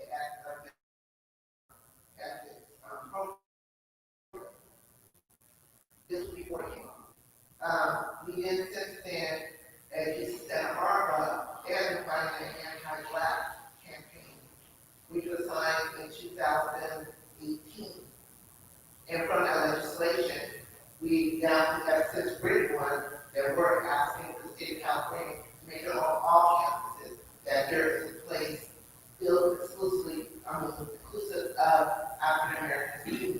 be able to go to these places, talk to these counselors.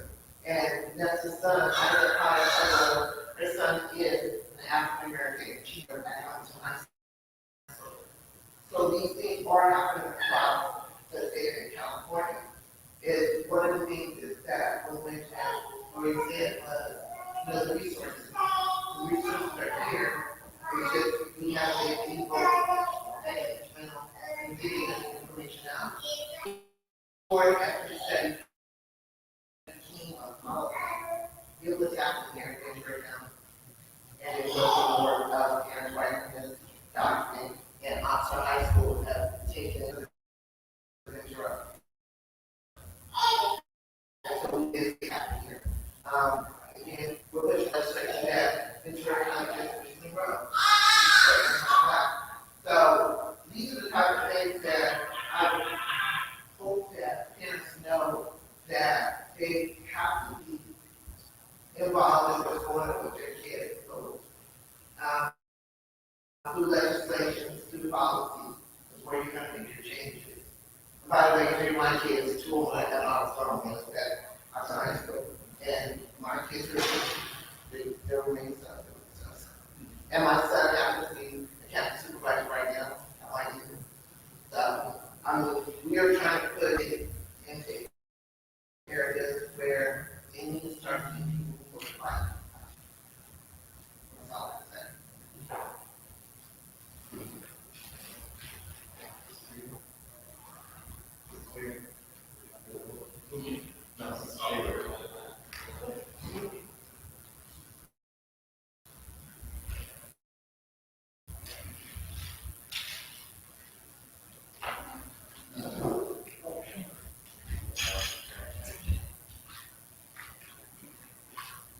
Hi. Hi, my name is Carolyn Taylor, and I'm a member here at the church. And I'm here speaking for my children that can't speak for themselves. I have actually 2 children. One is a minor that goes to Kamala, and there's been several incidents that he's been called out of his name. And I've reported it to the school, and they've tried to take care of it. But it's the problem that he's still coming home and not feeling secure about going to school. And I don't feel that he should be going to school and not feel secure going to school each and every day. It's just not right. And I think that all children should be able to go to school and, feel secure about going to school and not coming home and just feeling that way. And it took a lot for my son to come home and tell me this, because he's one of those children that tries to hold in everything, and he doesn't want me as a parent going up to the school, so he tries to hold everything in, like I said, and I tried to handle it for him, but today he feels that he can handle it himself. He's a child and he can't handle it himself. So he tries to, hold it in and trying to deal with it. But I still know that he's still having these issues at school with, them calling him the N-word and stuff like that. And it's just not appropriate. And, I'm dealing with that and having a hard time with this at the school. Also, I have another son at Wainimi High School where they've texted him and told him that his month was over in February. I thought that was very inappropriate. And then they're also calling him the N-word during the campus and stuff like that. I feel that if the teachers or the campus people around there hear this, should work on it so that they can stop this and just not let it go. Because if he's hearing it and other people are hearing it, I think they should work on that a little bit better than just walking by and just, it's a word, they're just gonna let it go. No, it's not a word to my son, to either of my kids. It's not just a word. It's a hurtful word, and they're getting tired of it enough to where they're speaking out. They don't come home. When they come home, they have a different attitude. They're down. they're disgusted, and it takes a lot for my kids to actually speak out. And now they're speaking out. They're hurt, they're disgusted, and they're tired. They're tired of this word. And I'm tired of them coming home and telling me, you know. And like I said, I did report it, but if it's happening to my kids, I know it's happening to a lot of our kids. I know a lot of our kids are not really telling us, but I think we need to start talking to our kids. If we see them in a different mood, with a different attitude, or whatever, we need to start looking and addressing the issue of what's going on at these schools, you know, because a lot of things are not being taken care of at the schools. You know, it's not just like a hate crime of fighting or hitting or punching, but it's a mental thing. It's definitely a mental thing. And that mental thing is affecting my kids. And I know it's affecting a lot more kids. And that thing is, it's really taking a hold of my kids, you know? I appreciate everybody tonight being here for not only my kids, but for a lot of other kids. Well, we need to just open our eyes and see what's happening to our kids, you know? And I don't just African-American kids at my home. I have Hispanic kids. I'm a foster mother. I adopted kids. So I'm not just speaking out for my African-American, also other kids that I have adopted and other things like that. So I'm speaking out for all kids. We need to open our eyes. These kids are getting hurt. So I'm glad to just be here and to be a part of this. I know when I first got up here, thank you very much, Pastor Hayes, for doing this for us, because our kids need us. Thank you.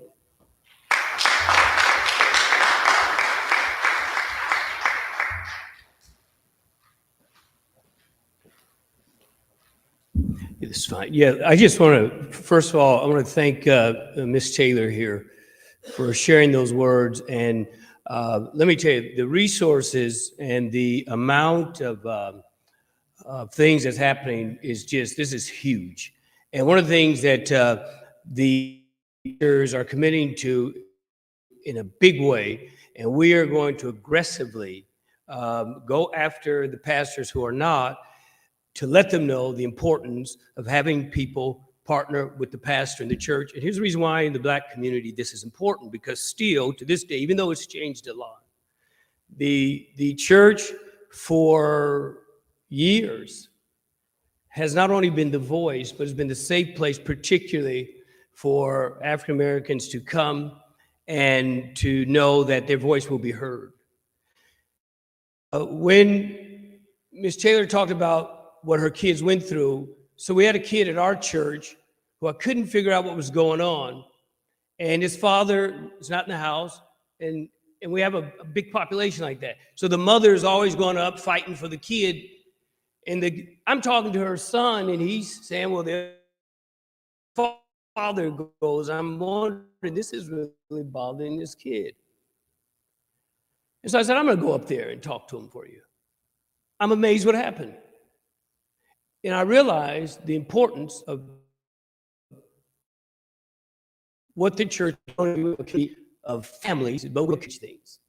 And so we're asking from the church's standpoint, these resources that you all have, which are huge, somehow if they can become available to the local church so that the kids who, for whatever reason, and there's a lot of them, particularly the Black kids, that they don't want to deal with the system yet because for them, they don't really trust it completely, but they trust the church. And if there's a way we can partner like that, which I think would be huge, and I'm going to mention this to our African-American pastors group, because I think whatever we can do, and I would love to see how that can happen. Everybody here, and I appreciate the district attorney's office sharing what he shared, and the things that I'm hearing, and for years we've seen this, and I've worked with Regina for years in these things, and to me, this is really, we're at a really good place because we don't have to start over. So this is huge. So I want to thank you all, and whatever we can do as a local churches and pastors in our association to have those resources available it would be huge. And I'd love to talk to someone about that at the proper time. Thank you.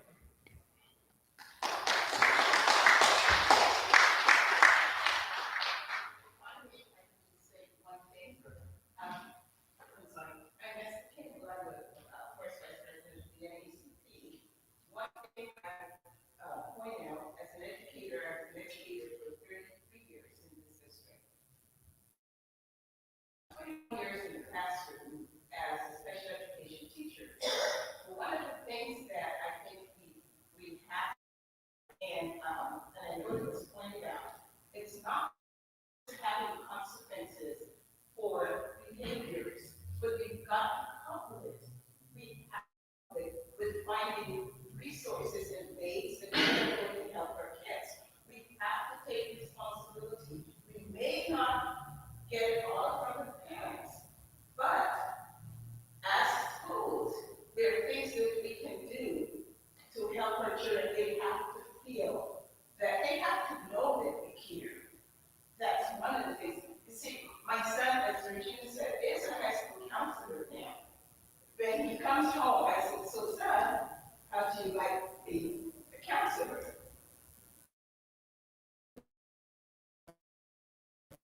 Mom, there's no consequences for the kids. You can't send them home.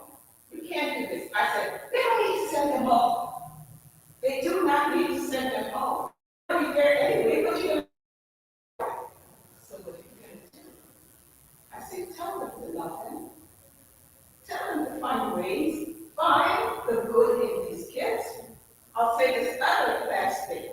Maya Angelou said, what you say to me, I may forget it.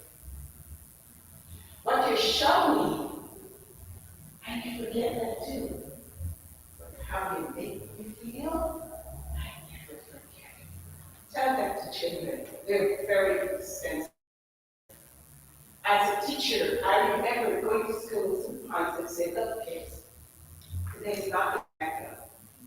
Because I am not in the book of rest. I those kids, and you will hear them say, she's not making those games. That's good. They will be helping each other. They tell each other. I'm telling you, they're very sensitive human beings. And what we as adults want to do is we want to kick them out. We don't need to kick them out. You see, a leopard doesn't change its spot just because it changed territories. Sending them someplace else does not change the behavior. But if we start looking for things that are good for our children, there's good in everybody. In everybody. If we start looking for the good things and pointing them out, which is what I tell him as a counselor, I said, start saying something. What happens? That's all I have to say.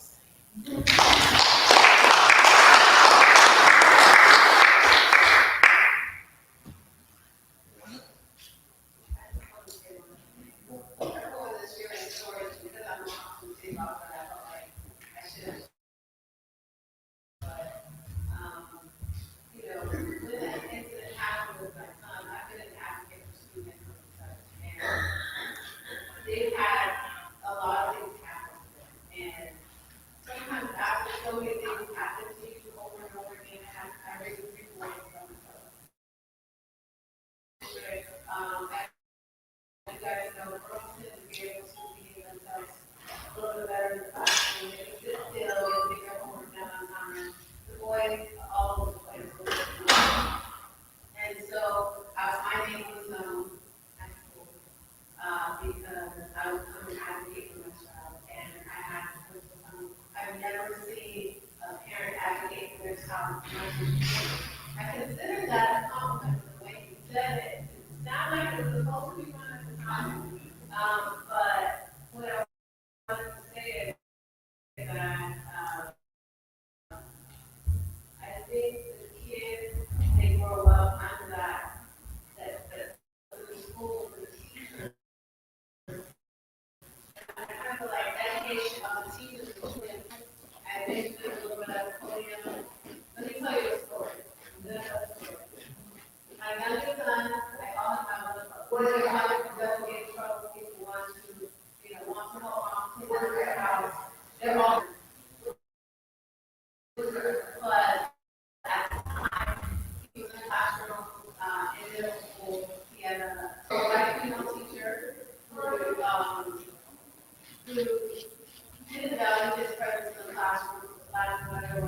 she allowed the other students to bully my child. And my son would come home every day, oh, they're talking about me again, they're poking at me again, they're beating me, or whatever. I said, okay, what's up? I tell the teacher to do anything. The teacher allows them to do it. I actually spoke to the teacher. The teacher said, oh, well, he just needs to, ignore it or whatever. So it escalated. Once it escalated, he's the one who got in trouble because he yelled at the girl to stop, and he finally got sick of it. And then the teacher took him outside and set him in a chair outside the house while all the other students were on the inside. And then she proceeded to allow them to taunt him. He was sitting in the chair outside already, and still didn't say anything. And then finally he got sick of it and he shut the door, the classroom door. But what he didn't know was that the girl's fingers was in the crack. So the teacher's first reaction was, he needs to go to jail. I should call the police on him because he knew what he did, and he did it on her. Now, as a parent, this is the type of stuff I'm dealing with on a daily basis with boys, just different things. And so we had a meeting with the school counselor, the other teachers, that particular teacher, the principal, and we all sat down and had a conversation. Every single one of the people that sat at that table said, Jeremiah is not that child, not vicious, he's not malicious, he's not vindictive. We don't think he did that on purpose. He loves other kids. He was actually a special needs student, and so he was an IEP student. And he was actually the TA in all his classes. Because he was high functioning, he was the one that assisted the teacher with the other low functioning students in the classroom. All the other teachers knew he wasn't like that, but that teacher, because she had those microaggressions, she didn't call him an N-word, she didn't say anything about him being black, whatever. It's more of that you are because you are black, and so therefore, when something that happens, it's automatic and always 100% your fault. And thankfully, because of my advocacy and because of the other teachers and because, of the situation, we were able to mediate it. But at the end of the meeting, even in the room, she still said, I still believe I should call the police. And so it's disheartening, and it's one of the things where what if that child constantly got to the point where he was getting in trouble all this costume. And so the stories become that child is an issue, that child, and so create a record. Once a record that Q file is created, it's a record because teachers are talking to each other, and it doesn't matter if they move from elementary school to middle school to high school in the same system, it follows them wherever they go. And I remember one of my sons, I told him, I said, so you won't get in trouble. Table, if you're getting frustrated or if you don't understand the word, and just don't get in trouble. He puts his head on the table, the teacher sends him to the principal's office, puts his head on the table. When they took the test and he was done, he raised his pencil here and said, I'm done. They sent him to the principal's office because they said he had a sharp pencil. And they were afraid that he was going to do something to the other students, the teacher, because he shouted out. Now, I wasn't standing on that classroom. It was in disarray. Everybody in the classroom was shouting out.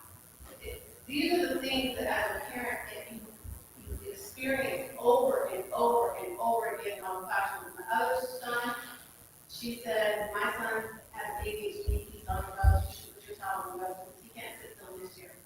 And I said, I'm not putting my child on drugs. And I will say, it was a Asian woman. She was given to a African-American man. Her son was, what her insinuation was that yellow black boys cannot be controlled. And let's go ahead and just put them on drugs because that is the best way to handle it when you can't get on the system.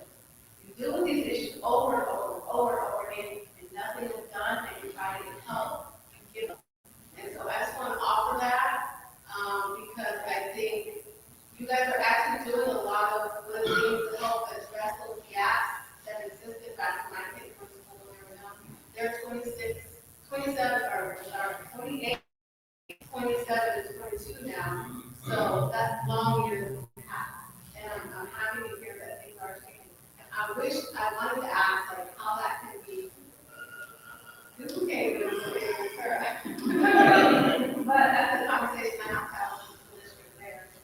And, my one question is, I heard a lot about, harm to rehabilitation.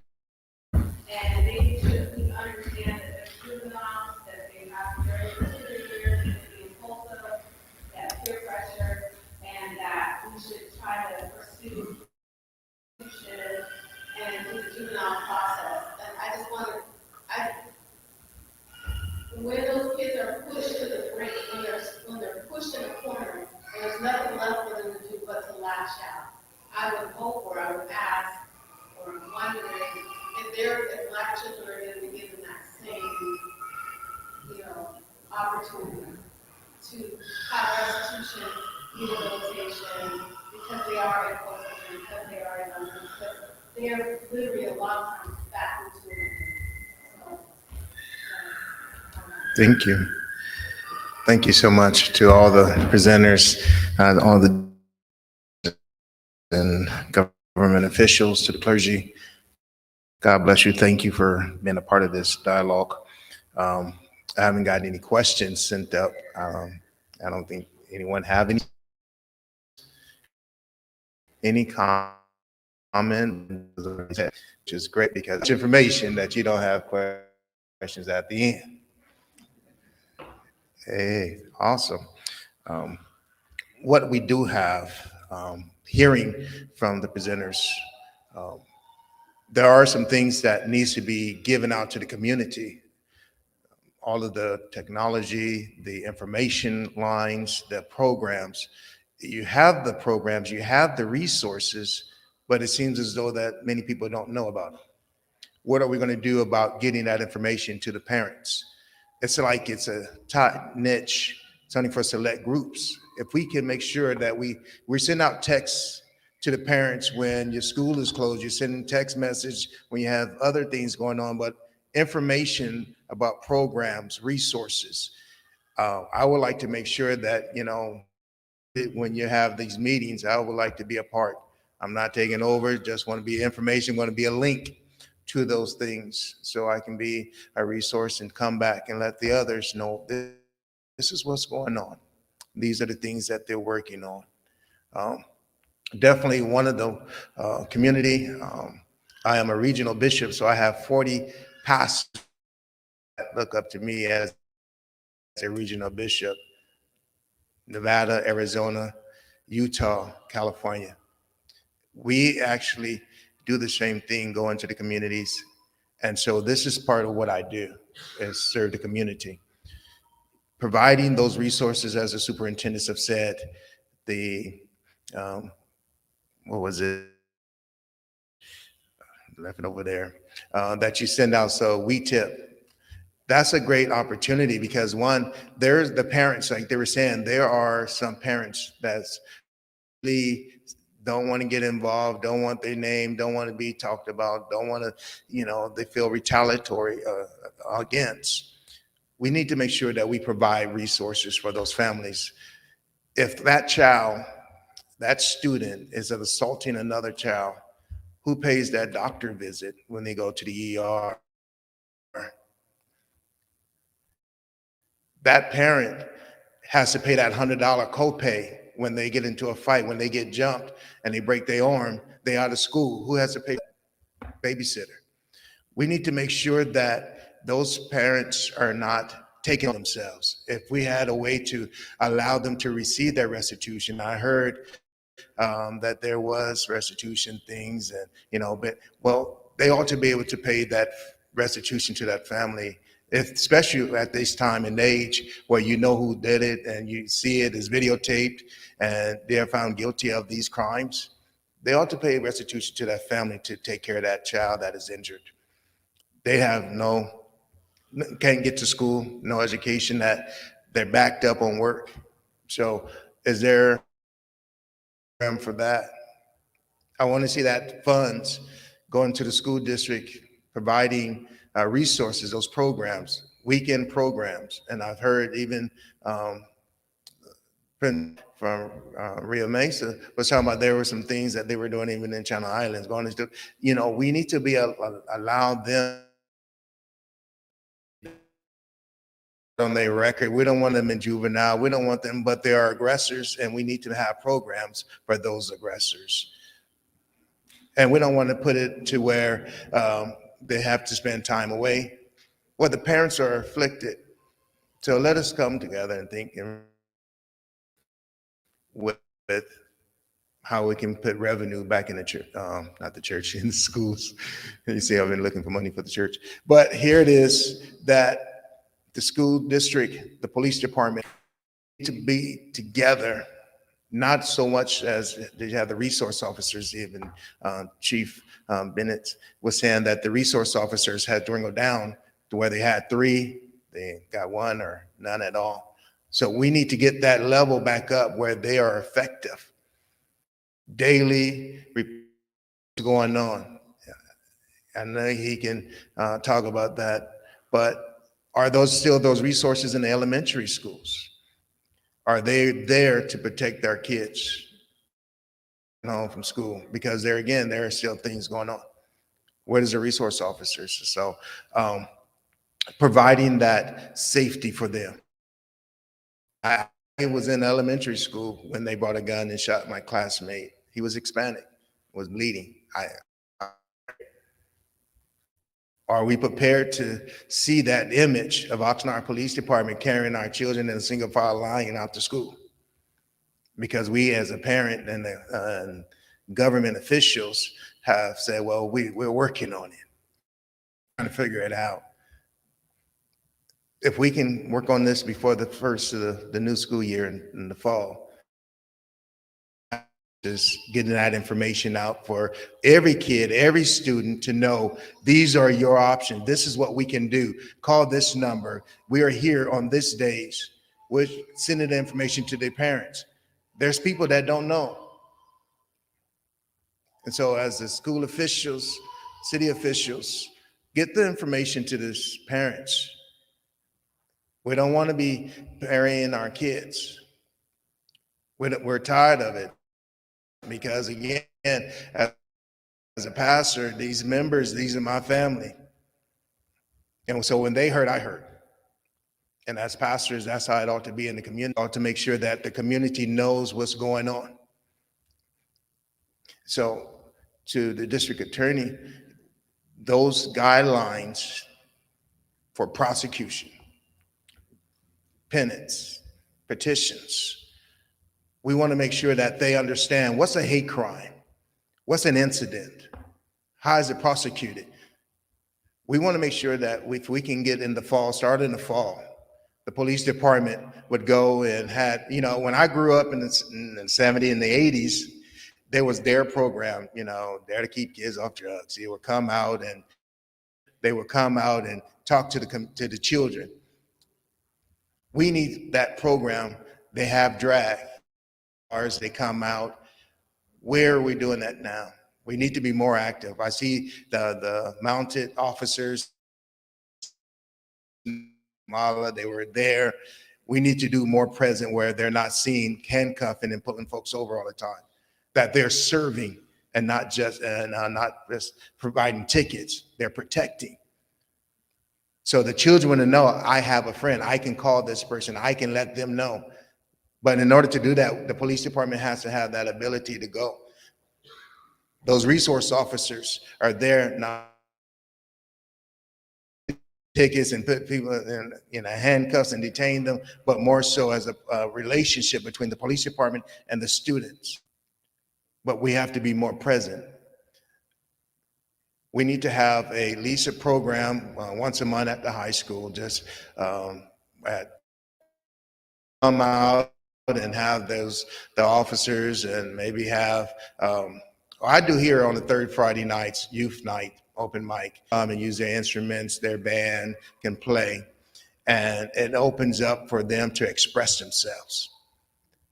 After school one Friday in the gymnasium, you can set it up. where the police officers can come and the public relations, the commission, those organizations for public safety would come and say, this is what we're here for. If you know anything, if you have, or if you have evidence or you have a potential threat that you know of, please call this number, drop this line. Those are the opportunities why you have their attention. They're all in one room, they're excited, and then you tell them. That's your opportunity. And we offer that to the police department and do those programs. Give out ice cream one day. Just stand there and the police officers handing out scoops of ice cream to the children. There's things you can do to let them know that you're on their side to protect them. And I need advice if you need somebody to help, facilitate, plan. Here I am. I told the Lord, send me. If you have some things you want to do, how should we do it? What is it? I'm here to help. Oxnard is my home. And so we want to make sure we handle things in that way. So on these agenda items, I know you have of hate crimes that are reported on that nature in the school district. If it's been reported, if the escalation, if you are receiving daily reports about a child, about a student that has been abusive in language, that has been retaliatory, has been that way, they ought to be logging that in because we need to see that pattern. Because again, that aggression gets stronger and stronger. You see a potential incident, no matter the level. Allow pastor and clergy. Pastors have certificates and degrees in Christian counseling, and there's an ability to go to these schools and talk to them on a spiritual level. They want to be a part of it. Those parents that are paying restitution for that child that has been abused and been assaulted, then they can pay that $30 for that visit. That it brings revenue to the school as well as to the school district. Again, with background checks, we just don't want anybody running with our children. And I don't know, Chief, you have elementary school resource officers? Okay. Okay. We want to be able to see at least one resource officer in these elementary schools. You have 22 schools as well. Be present. A 12-year-old just shot his classmate, elementary. It's evident that we need the officers to be present. And again, I'm quite sure that you've already been. I would like to revisit this again in June before the start of the school year to see where we're at with the protection of our students, with officers available. And then on item number 4, to impose those parents and guardians of students in the districts who have of hate crimes, racially motivated fights. There are also so many students that want to start a fight that's like, let's go do that like they did on this corner here. If we have camera and we know who did it, we ought to be able to get restitution for that family. If I have to go to state level to see how we can impose these things to get those funds into the school district to help for the victims, it is there. We just have to impose it and support it. And again, the last item was to the involvement with the department. They ought to have programs, not just going over to be a part of this program, not going over here to support this program. The police department need their own event to show that the community that we're here to serve as well as protect. Not to say, you have to do it every day, every week, but it ought to have an Oxnard Police Department annually. It's geared to teaching, encouraging, protecting. So In June, I would like to revisit whether or not we have those things planned coming up in the fall to more appreciate with the police department as well as the city officials. Any questions, any additions, any ad lib? Yes.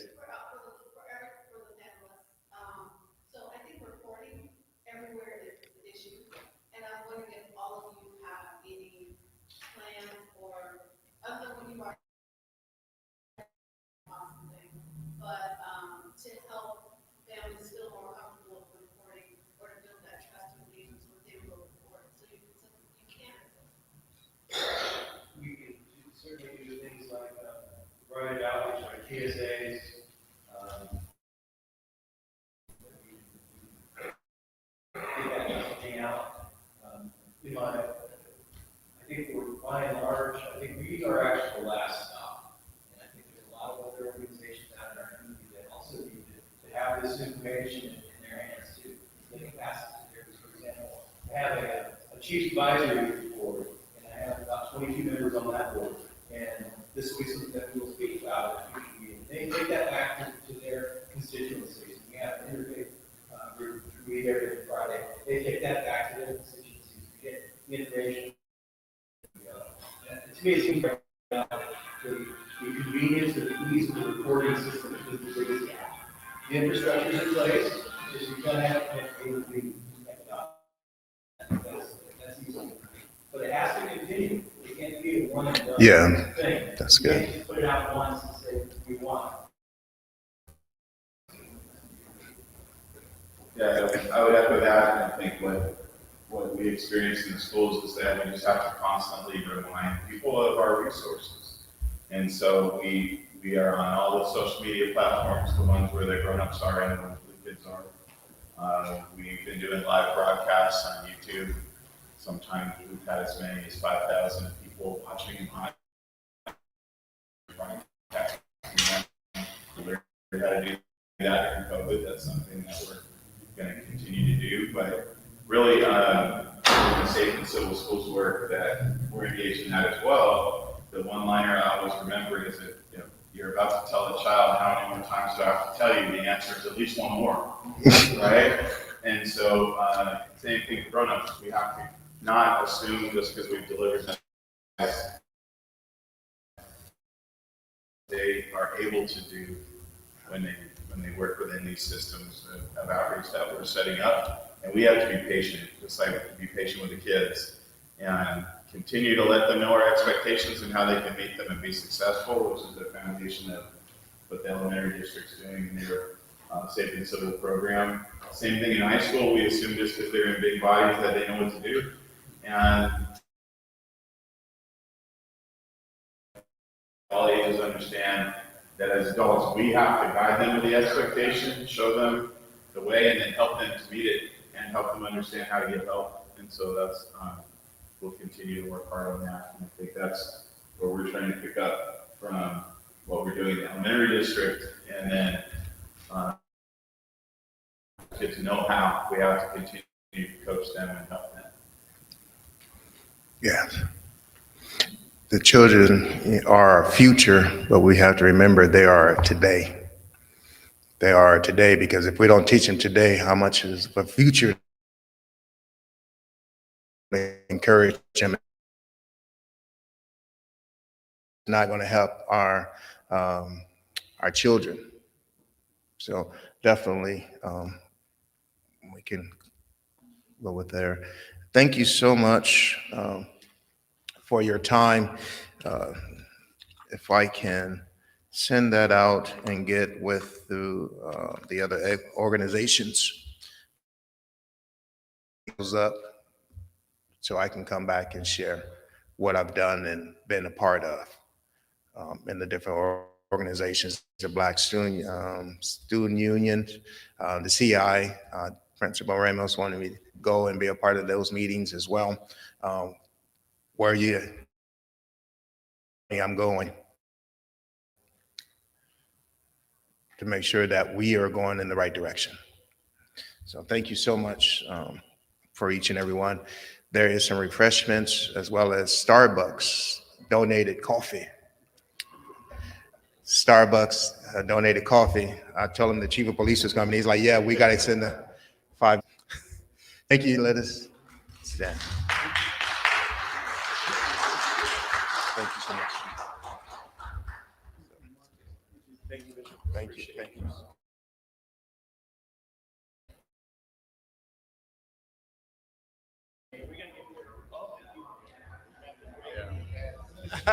Yeah, so make sure you take the ink pens. Those are your keepsake pens.